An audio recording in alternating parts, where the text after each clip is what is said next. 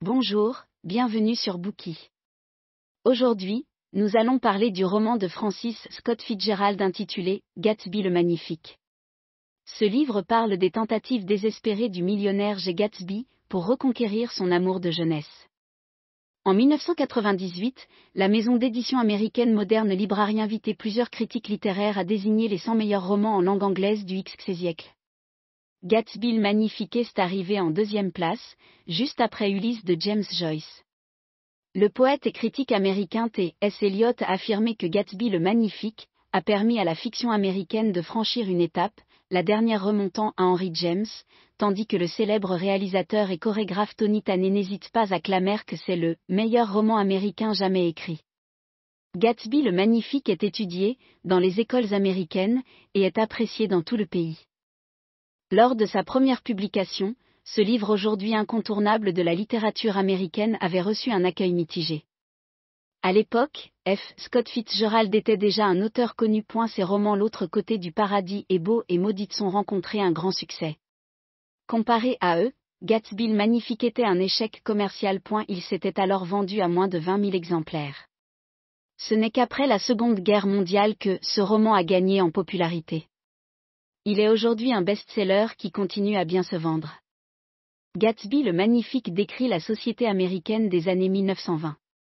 Après la Première Guerre mondiale, l'économie américaine est en plein essor. La richesse s'étale ostensiblement dans les soirées mondaines. Beaucoup mènent une vie de débauche faite de luxe et de plaisir. Fitzgerald baptise cette période « l'âge du jazz ». Ses œuvres en font la chronique et sont un témoignage vivant de la société américaine de cette époque. Dans Gatsby le Magnifique, Fitzgerald brosse le portrait de ses contemporains. Il oppose le luxe de la réussite matérielle à la tragédie d'un amour impossible. Il met en lumière la décadence sentimentale et morale à laquelle conduit inévitablement la poursuite acharnée du rêve américain. Dans ce Bookey, nous aborderons Gatsby le Magnifique sous 3 axes. Dans la première partie, nous résumerons ce roman. Dans la deuxième partie, nous analyserons le personnage de Gatsby, et nous nous demanderons s'il s'agit vraiment d'un homme exceptionnel. Enfin, dans la troisième partie, nous parlerons du contexte historique dans lequel ce roman a été écrit afin de mieux comprendre le message que Fitzgerald veut nous faire passer à travers lui. Première partie, la passion de Gatsby pour Daisy et ses espoirs déçus. Bien que le personnage principal de Gatsby le Magnifique soit J. Gatsby, ce n'est pas lui qui raconte son histoire, mais son voisin, Nick Carraway. Nick vient d'une famille aisée du Midwest. Après la Première Guerre mondiale, cette région des États-Unis est sinistrée sur le plan économique. En 1922, Nick décide de se rendre à New York pour travailler dans la finance comme agent de change. Il loue un logement dans la banlieue de la ville, à West Egg, qui est, avec East Egg, l'une des 2 péninsules de Long Island. La maison de Nick se situe entre 2 somptueuses demeures, dont l'une est à l'architecture empruntée à celle d'un hôtel particulier de la côte normande, appartient à J. Gatsby. De l'autre côté de la baie, à East Egg, se dresse une magnifique bâtisse blanche qui ressemble à un palais. C'est la maison de Tom Buchanan et de son épouse, Daisy, qui est l'amour de jeunesse de Gatsby. Daisy est aussi la cousine éloignée de Nick. Tom est un homme riche qui a hérité sa fortune de sa famille. Il est allé à l'école avec Nick et est son ami d'enfance. L'histoire commence pendant l'été 1922, lorsque Nick est invité à dîner chez les Buchanan. En arrivant chez ses hôtes, Nick trouve sa cousine Daisy assise sur l'énorme canapé du salon aux côtés d'une autre jeune femme, la championne de golf Jordan Baker. Quand Jordan apprend que Nick habite à West Egg, elle lui dit qu'elle connaît son voisin, J. Gatsby. La discussion est cependant écourtée car c'est l'heure de passer à table. Au cours du repas, le téléphone retentit. L'atmosphère est crispe alors autour de la table. Tom va répondre, tandis que Daisy reste avec ses invités et poursuit la conversation. Puis soudain, elle se lève et rejoint son mari près du téléphone. Seul dans la salle à manger avec Nick, Jordan lui apprend que Tom a une maîtresse et que c'est sans doute elle qui est au bout du fil. Quelques jours plus tard, Nick et Tom prennent le train ensemble pour aller à New York. Tom conduit Nick à travers la banlieue pour lui présenter sa maîtresse. Elle s'appelle Myrtle. Elle est mariée à George Wilson, un garagiste. Avant de partir, Tom a dit à Daisy qu'il allait au garage pour vendre la voiture. En réalité, il y va pour rejoindre Myrtle dans sa garçonnière, en ville.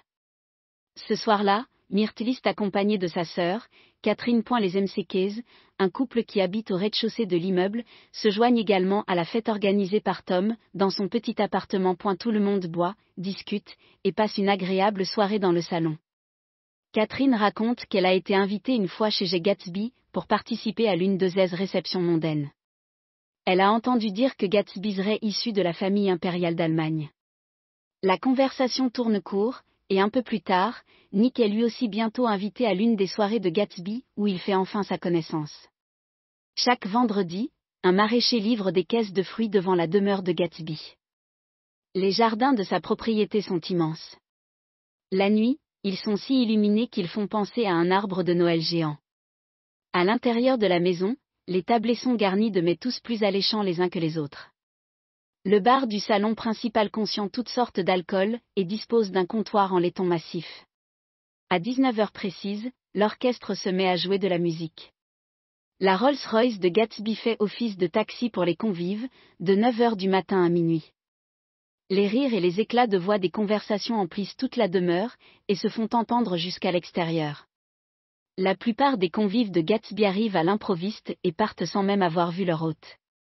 Nick est l'un des rares à avoir été invité de manière très formelle. C'est un chauffeur en uniforme bleu qui lui a remis son carton d'invitation au bas duquel figure la signature manuscrite de J. Gatsby. Nick ne comprend pas pourquoi il a l'honneur de recevoir cette invitation spéciale. À la soirée organisée par Gatsby, il retrouve Jordan, mais il ne sait pas où est son hôte. Nick et Jordan parlent avec d'autres convives du mystérieux millionnaire chez qui il se trouve. Beaucoup de rumeurs courent à son sujet. On dit que Gatsby est un meurtrier et un espion allemand. Nick ne sait que penser de son hôte et se demande vraiment à quoi il ressemble. C'est alors que Gatsby apparaît. Tandis que la fête bat son plein, un homme approche de Nick et engage la conversation. Il vient d'acheter un hydravion et invite Nick à faire une escapade à bord de cet engin avec lui. Cet inconnu n'est autre que Gatsby. Nick a en réalité déjà vu Gatsby une fois sans le savoir. En rentrant de chez sa cousine l'autre nuit, il a aperçu un homme debout sur la pelouse, qui regardait le ciel étoilé.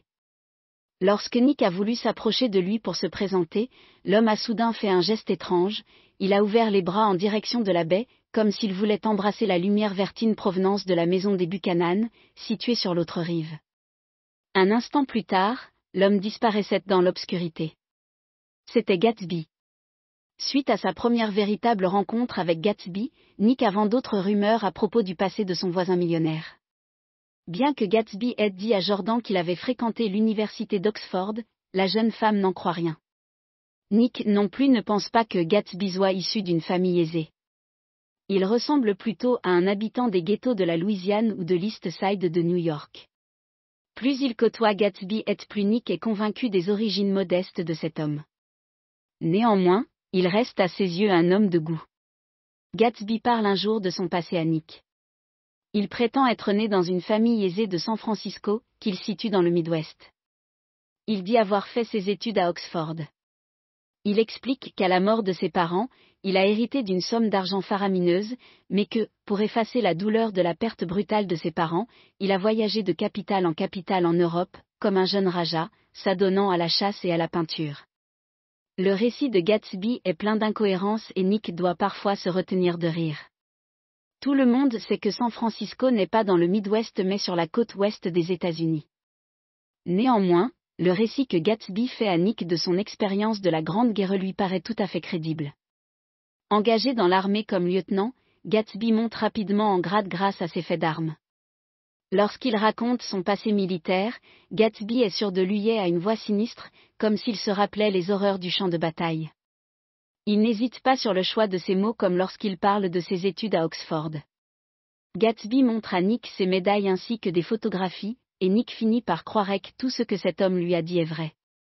Gatsby explique à Nick que s'il lui fait toutes ses confidences et le traite si bien, c'est parce qu'il veut que Nick organise pour lui une rencontre avec Daisy. Nick n'en croit pas ses oreilles. Pourquoi Gatsby sait-il tellement avoir Daisy? Parce qu'elle est l'amour de jeunesse de Gatsby. En 1917, Daisy n'avait que 18 ans mais elle était déjà l'une des plus belles jeunes femmes de la ville. Elle avait d'innombrables prétendants, mais c'était au lieutenant Gatsby qu'elle avait donné son cœur. Puis Gatsby a dû partir en Europe pour combattre. La mère de Daisy a interdit à sa fille de le revoir. Un an plus tard, elle épousait Tom Buchanan, un homme très riche avec qui elle semblait heureuse au début. Daisy n'a entendu reparler de Gatsby que lorsque Nick est venu dîner chez elle. Après sa brillante carrière dans l'armée, Gatsby est devenu multimillionnaire. Il a acheté sa somptueuse demeure à West Egg, pour pouvoir vivre en façade celle où habite Daisy. Nick comprend alors enfin l'étrange geste de Gatsby le soir où il l'a vu pour la première fois sur sa pelouse. Si Gatsby organise sans cesse des soirées mondaines, c'est parce qu'il espère que Daisy fera un soir partie de ses convives. Cela ne s'est cependant encore jamais produit. Aussi Gatsby tente-t-il d'approcher Daisy en côtoyant les personnes qui, comme Nick et Jordan, la connaissent bien. Nick accepte d'organiser une rencontre avec sa cousine, mais il refuse toute récompense en échange. Le jour J, Gatsby fait tondre la pelouse de Nick et décorer sa maison de fleurs. Il se présente chez Nick de très bonne heure. Il n'a visiblement pas fermé l'œil de la nuit car il a d'énormes cernes sous les yeux. Gatsby semble ailleurs. Il regarde les petits fours disposés sur la table sans vraiment les voir, et feuillette distraitement un livre. De temps en temps, il jette un œil par la fenêtre en craignant qu'il ne se mette à pleuvoir. Il est si nerveux qu'il a envie de fuir. Heureusement, Nick l'en empêche. C'est alors que Daisy arrive. Les débuts de la conversation sont difficiles. Gatsby marmonne, nous nous sommes déjà rencontrés, en regardant Nick, comme s'il voulait que celui-ci transmette cette information à Daisy. La jeune femme contient sa gêne du mieux qu'elle peut et répond, nous ne nous sommes pas vus depuis longtemps. Gatsby rétorque immédiatement, 5 ans en novembre prochain. Un long silence ensuite. L'arrivée des petits fours fait redescendre la tension. La gêne s'atténue, mais personne ne parle. Nick décide donc de laisser Gatsby et Daisy seuls un petit moment. Une demi-heure plus tard, Nick retourne auprès de ses deux invités. L'ambiance a complètement changé. Gatsby et Daisy sont assis à chaque extrémité du canapé et se regardent. Les yeux de Daisy sont pleins de larmes. Gatsby a l'air radieux. Comme il ne pleut plus, Gatsby invite Daisy et Nick chez lui. Il leur montre sa salle de réception, sa bibliothèque, les chambres et toutes les autres pièces de la maison. Durant toute la visite, Gatsby ne quitte pas Daisy des yeux. Il semble juger de la valeur des objets de sa maison en fonction de l'expression du visage qu'a Daisy en les regardant. Plus rien au monde n'existe pour lui que cette jeune femme. À la fin de la visite, Gatsby prend la main de Daisy qui lui murmure quelque chose à l'oreille. Les deux anciens amants semblent avoir oublié la présence de Nick. Quelques jours plus tard, Daisy et Tom se rendent à l'une des réceptions mondaines organisées par Gatsby. Mais comme Daisy ne s'y amuse pas, ils décident de ne plus en organiser. Daisy rend régulièrement visite à Gatsby, et, comme il ne veut pas que des bruits courent à leur propos, il licencie tout son personnel de maison. Malgré les précautions prises par Gatsby, Tom ne tarde pas à se douter de quelque chose. Les soupçons qu'il a sur la fidélité de son épouse sont source de fréquentes disputes entre eux. Un jour, les Buchanan invitent Gatsby, Nick et Jordan à déjeuner. C'est la journée la plus chaude de l'été. Tout le monde discute autour d'un verre de gin glacé. Après le déjeuner, Daisy propose d'aller à New York pour échapper à la chaleur. Tom prend la voiture de Gatsby pour accompagner Nick et Jordan, tandis que Gatsby prend la voiture de Tom pour conduire Daisy. Avant de partir, Tom emporte une bouteille de whisky. Une fois en ville, le groupe d'amis se réserve une suite à l'hôtel Plaza. Dans le salon de la suite, la tension monte entre Tom et Gatsby. Ce dernier ne rêve que d'une chose concernant Daisy, qui a toujours des sentiments pour lui. Conscient du fait que Gatsby est sur le point de faire voler en éclats son couple, Tom cherche à le piéger. Il lui pose des questions sur son origine sociale et sur son passé. Face au véritable interrogatoire que mène Tom, Gatsby finit par admettre qu'il n'a passé que 5 mois à Oxford. Mais Tom ne veut pas en rester là, il veut rendre Gatsby méprisable aux yeux de Daisy en lui extirpant l'aveu de la véritable origine de sa richesse prodigieuse, à savoir le trafic d'alcool. Tom est au courant que l'ami de Gatsby, Walter Chase, s'est fait arrêter pour cela. Lorsque Daisy apprend que Gatsby tient sa fortune de la vente illégale d'alcool, elle est terrifiée. Elle refuse d'écouter les explications de Gatsby, et supplie son mari de la ramener chez elle. Mais Tom lui répond que c'est Gatsby qui la reconduira. Sur le chemin du retour, Tom paraît métamorphosé au volant de sa voiture. Il ride fort et plaisante avec légèreté. Au même moment, la voiture de Gatsby est impliquée dans un accident. Au moment de passer devant le garage de Wilson, la voiture renverse Myrtle avant de poursuivre sa route. Nick et Tom s'arrêtent et appellent les secours. Myrtle est mortellement blessée et Tom maudit silencieusement Gatsby d'avoir tué sa maîtresse. Une fois à East Egg, Tom rentre chez lui. Daisy est déjà là. Nick attend dehors le taxi qui doit le ramener à West Egg.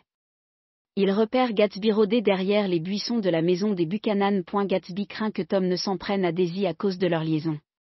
Gatsby explique à Nick que c'est Daisy qui conduisait la voiture au moment de l'accident. Elle était tellement bouleversée après avoir appris l'origine de la fortune de Gatsby qu'elle a voulu conduire pour se calmer. Devant le garage de Wilson, elle a été obligée de faire une embardée pour éviter un véhicule qui arrivait en sens inverse et elle a renversé Myrtle qui se trouvait là, après une dispute avec son mari. Gatsby est prêt à assumer l'entière responsabilité de l'accident de Daisy. Nick entre chez les Buchanan pour voir ce qui s'y passe et trouve Tom et Daisy en train de discuter à la table de la cuisine. Ils ont un air de connivence sur le visage, comme s'ils complotaient. Nick ressort et demande à accent grave Gatsby de partir, mais il refuse. Quelques jours plus tard, Gatsby est retrouvé mort dans sa piscine, tué par balle. Le cadavre du mari de Myrtle est également présent sur le lieu du crime. Gatsby avait attendu l'appel de Daisy, jusqu'à ce qu'il soit assassiné. Mais il n'est jamais venu. Personne n'assiste à ses funérailles, à l'exception de Nick et du vieux père de Gatsby. À la fin du roman, Nick retourne vivre dans le Midwest. Merci d'avoir écouté. Vérifiez le lien ci-dessous pour déverrouiller le contenu complet.